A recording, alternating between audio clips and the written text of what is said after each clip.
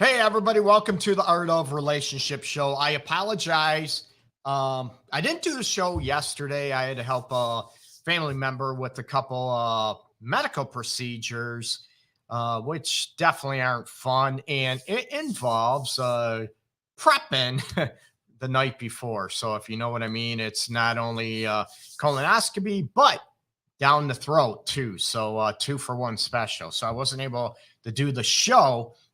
So I'm going to do the show today, and then next week I'll be back doing the show live on Wednesdays at 12 noon Eastern time, as always. And if you're looking for a different showtime, hit me up, man. Email me, Greg at the Art of Relationships. You can check out my website, theartofrelationships.org as well.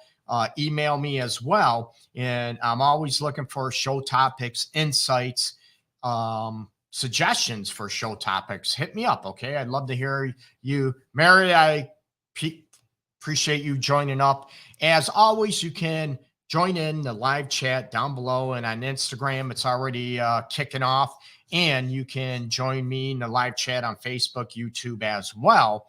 And going to be talking about what's going on with your relationship, right? How many times that people look at a year later, 2 years, 3, whatever, right? 20 years down the road, they're like, what happened to us? Okay. And I get it. And you look at the situation to where, what happened, right? We have kids, work, maybe we moved, excuse me, maybe relocated. Hey, Cynthia, appreciate you joining in too. We relocated and we're looking at, what the hell happened to us? Okay. We're no longer affectionate. We're no longer loving towards each other. If anything, we have a constant, maybe reflection, if you will, that we always look at the negative aspects of our partner, of our relationship. And it's, I try to get away from that. Right. And, the news media all through America, probably Canada as well, North America in general, everything's about negative aspects, right? It's very rare we hear some good stuff that goes on. And it's almost like, is it a human condition that after a while, that's all we look at in our partner, that it's all of the negative crap.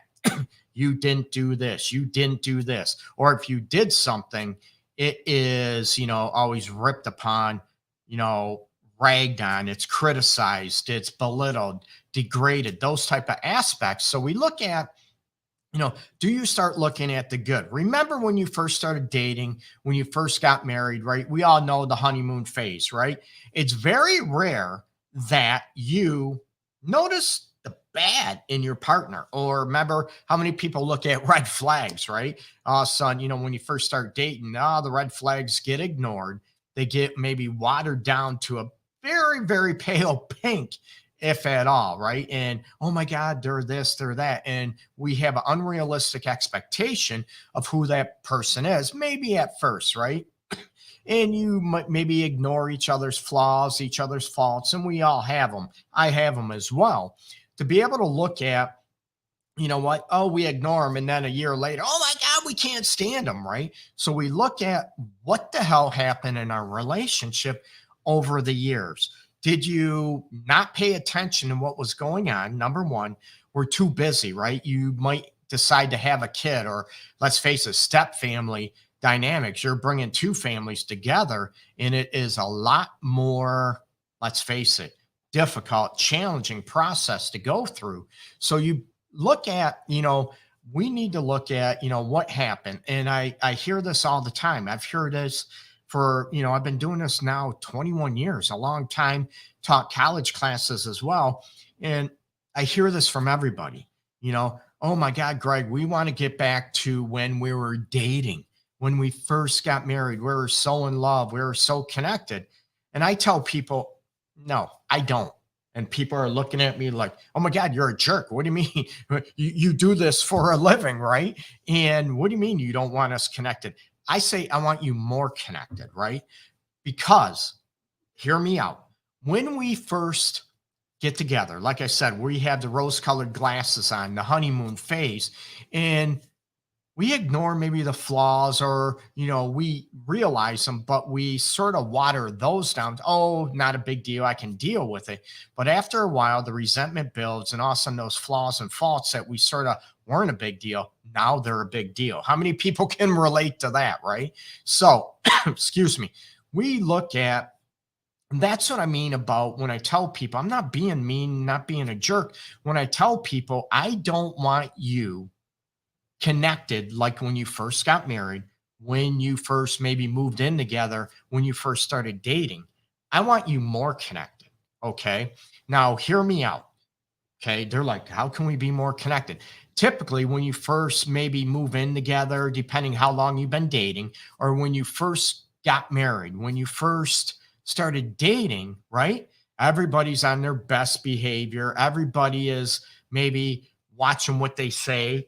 They're very, very careful, and maybe they're not being their true self, which I promote. And I even put on, when I did the episode about dating and first dates, just be yourself. Everybody puts phony pictures online, social media, right? The filters online. So they're not transparent. And all of a sudden you expect people to be okay with that, not be upset when the reality smacks you in the face. You're like, oh my God, I thought you were like this, and here you're like that. Or you present yourself to be this way, and you're not being 100% transparent about you, right? So this is where I'm going to, as far as, are you able to look at, hey, Sebastian, I appreciate you joining in. Are you able to be, once you're, able to be totally transparent, and each other in and out? That's what I mean about being more connected when you first started dating or got married or moved in together. That, what, you're not walking on eggshells. You're able to talk about anything, no matter if it hurts your feelings or pisses you off. Okay. Again, that's not your intention. And a lot of times when we first start dating or married or live together, we end up, slowly start maybe speaking our mind, and not in a respectful manner, right? I can't believe you did that, right? Or little annoyances we ignored. Now we blow up and we start attacking. We start criticizing people, right? And this is part of why I'm doing this episode about what happened to our relationship. And are you able to be more connected, that you can talk about anything, no matter if it hurts your feelings? How many people are able to hear their partner's truth or perspective of the truth about how they feel?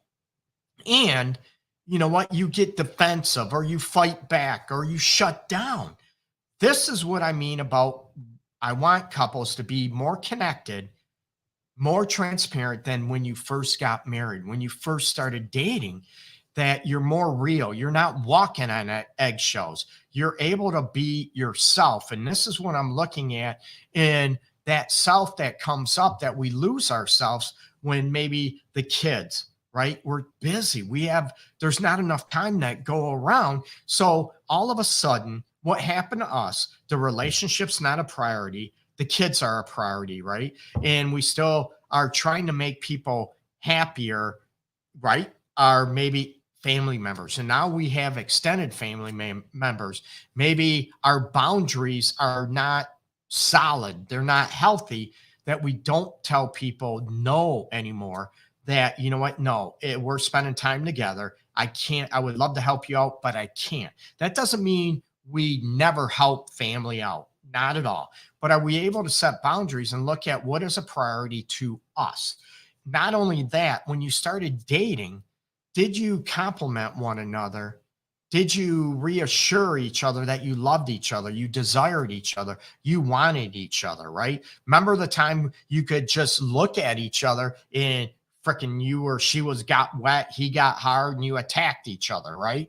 Sexually, you're like, oh my God, we can't get enough of each other. Now it's like, I don't want to touch you. Oh my God, are you kidding me? You get me? How many people can relate to this? Now, Cynthia, I believe so many of us don't realize how everything, meaning children, jobs, relocating, etc., changes the dynamic of the relationship.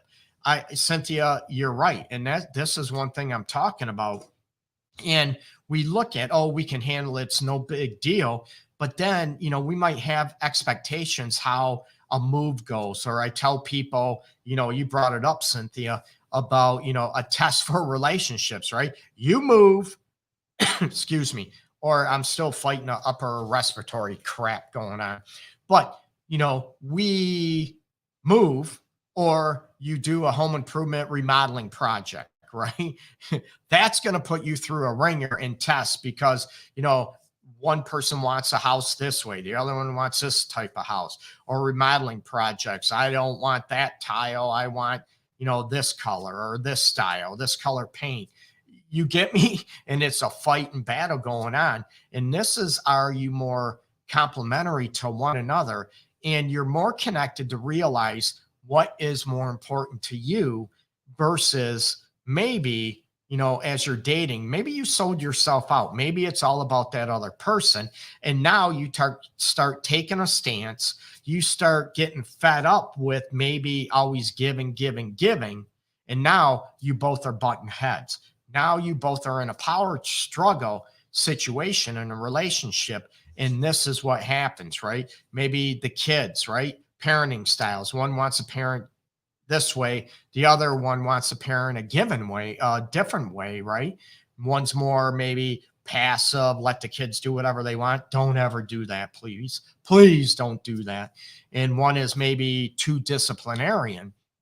And it's going after a balance and looking at, how do you work together in these situations? So all these expectations get shattered, right? This is where I want people to understand and get reconnected. What did we used to do when we started dating? Or, right, all our time, all our exhaustion, we had more energy. I get it. Like I said at the beginning, we only have 24 hours in a day. So, we're taking care of the kids, taking care. Maybe we have sick older parents now, right? This is reality.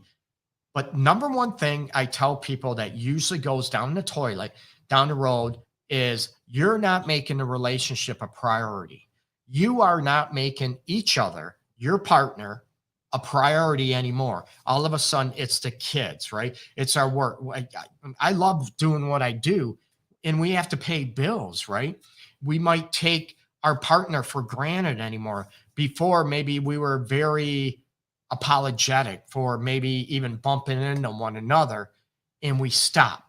Maybe we are not as complimentary anymore. We're not telling each other we love each other. You're beautiful. You're hot. You're studly.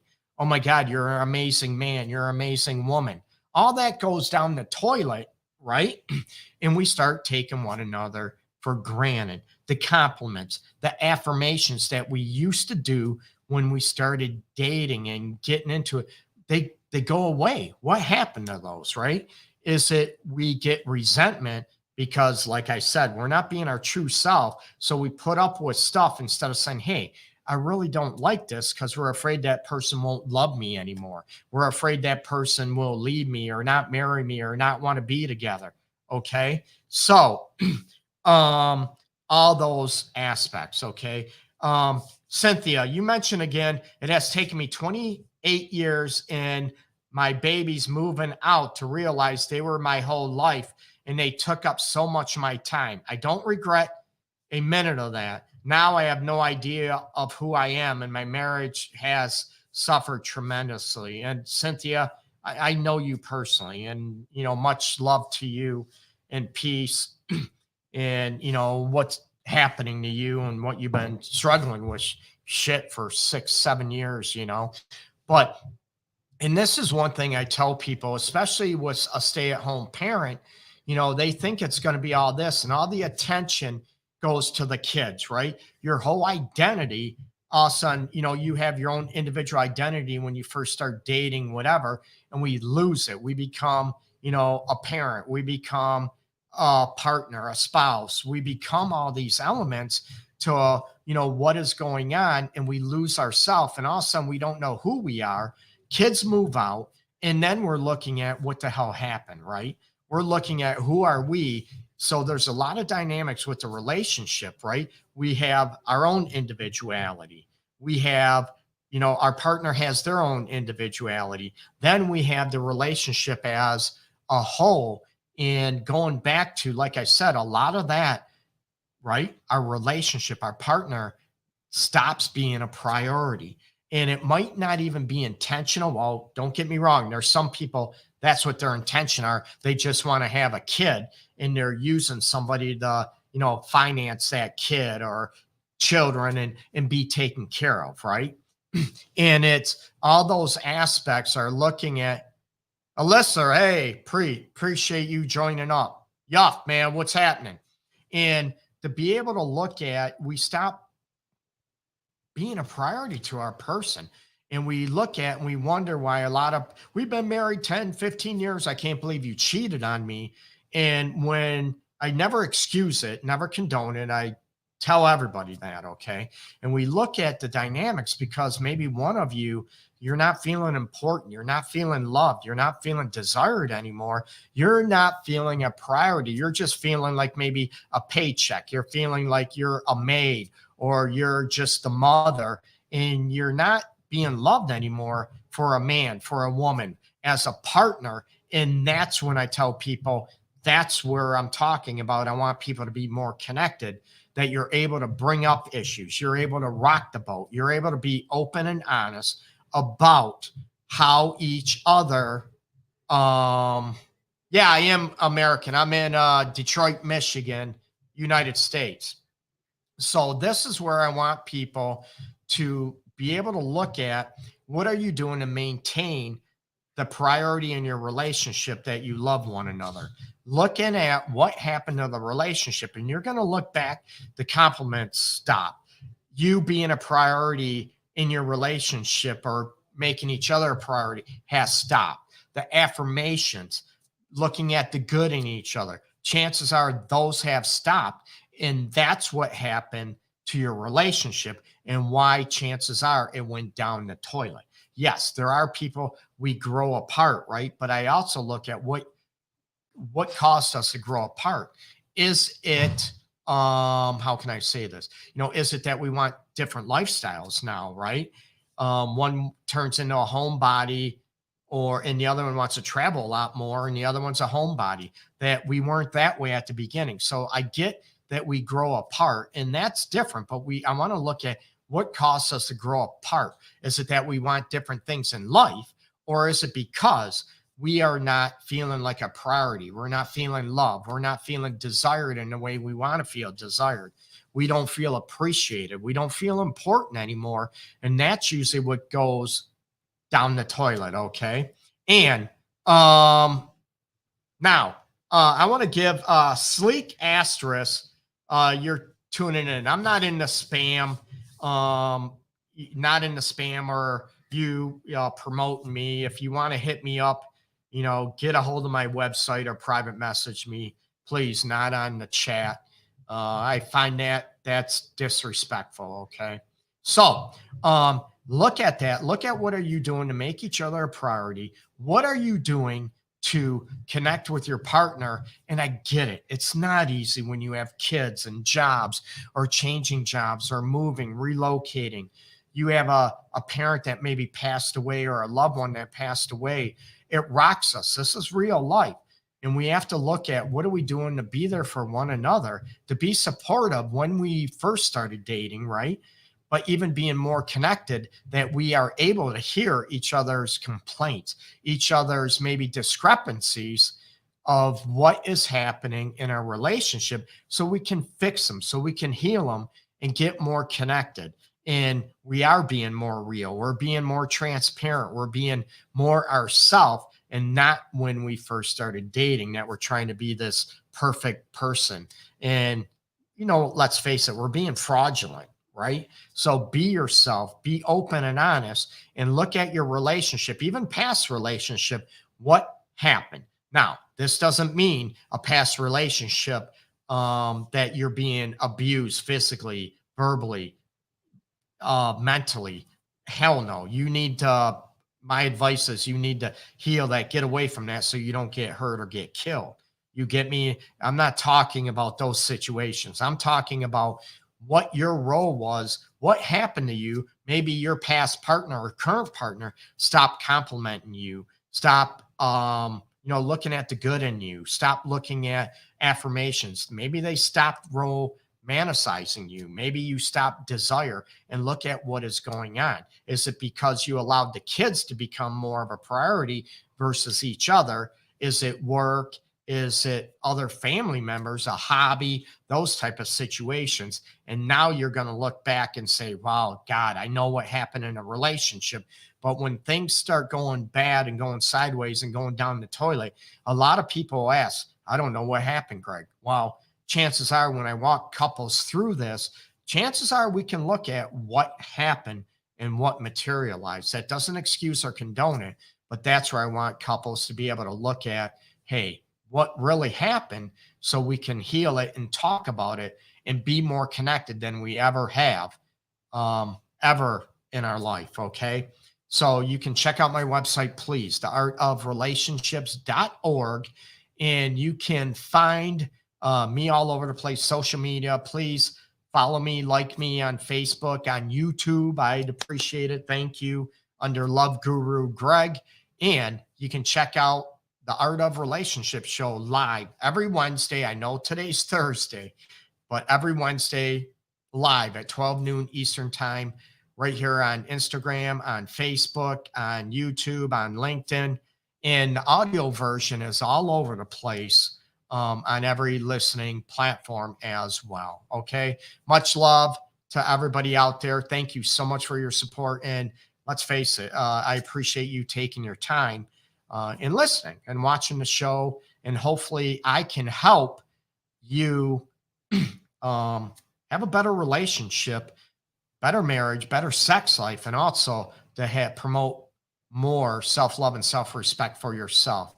Sure. Oh, my name is Greg Dudzinski, Dudzinski.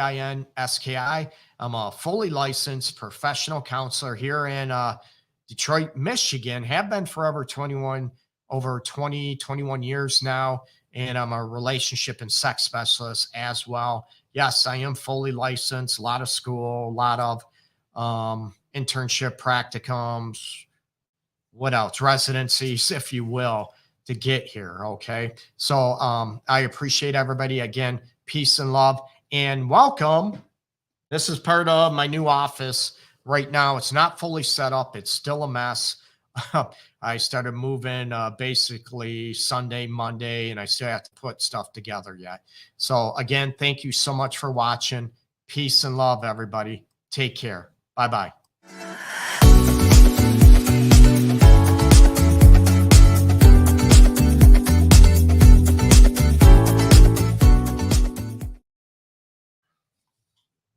Bye-bye.